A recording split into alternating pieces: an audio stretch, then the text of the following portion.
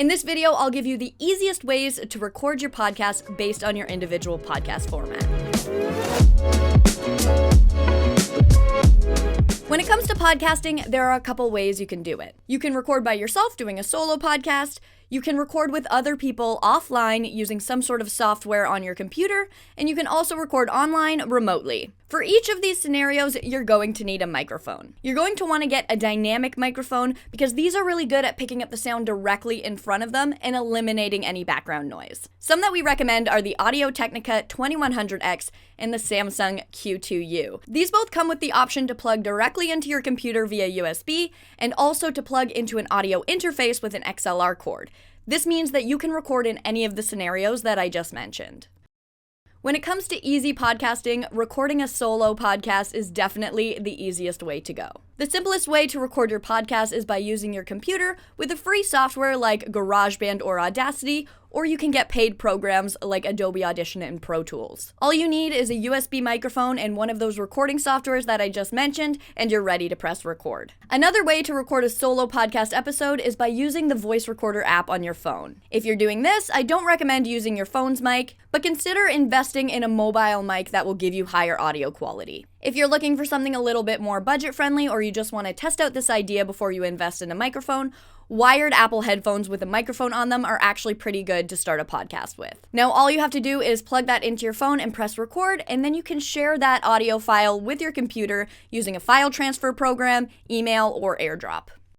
Recording with multiple people can be a lot of fun, but there are more things to consider. You may think that to make it easy, you can just get one microphone for everybody in the room. Now, this is actually going to make for a headache in post-production because you're only going to get one audio file for all of the voices in the recording. So any voice overlap, coughs, and sneezes can't be edited out for a cleaner sounding episode. The audio quality will also be lower because of everybody's distance from the mic. So yes, technically this is an easy way to record, but it's going to make for a headache in post-production. So, if you're recording with multiple people in the same room, the best way to go about this is by purchasing an audio interface. This plugs into your computer and will allow the recording of multiple mics at once, and will also provide you separate tracks for editing afterwards. You will need separate dynamic microphones for everybody involved in the recording session with an XLR cord to plug into the audio interface. Everyone will also need headphones with a 1/4-inch adapter. By wearing headphones, it allows you, your guests, and your co-hosts to monitor audio levels, and it also prevents audio bleed, which is when one mic picks up the output of another mic. When you're looking for an audio interface, there are a couple things to consider. How many mic inputs do you need? How many people will you be recording with at the same time? You want to make sure that you choose an audio interface that supports multi-track recording, otherwise you're just going to get one audio file for all of the mics. And if you're using it with your computer, you want to make sure that it connects via USB. Some interfaces that we recommend are the Scarlett 2i2. This is a great beginner setup, and you can get them from having 2 microphone inputs all the way up to having 8 or more microphone inputs. Another great option that has more functionality but is less budget friendly is the Rodecaster Pro. And if you're recording on the go, the Zoom H6 will allow you to record audio in the field and then bring it back to your computer to transfer the files over and edit afterwards. Now, that was a lot of information, so if you are recording with multiple people, there is an easier way to do that, and that is by recording remotely.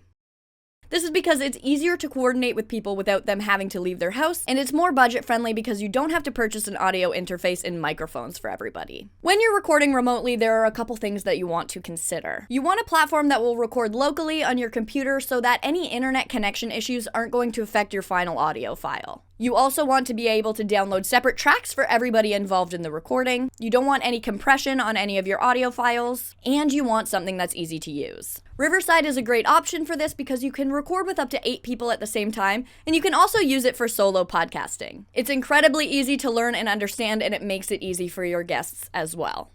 So when you're ready to record, head on over to Riverside FM. Here you can sign up for a free trial. And once you're logged in, you're going to create a new reusable studio.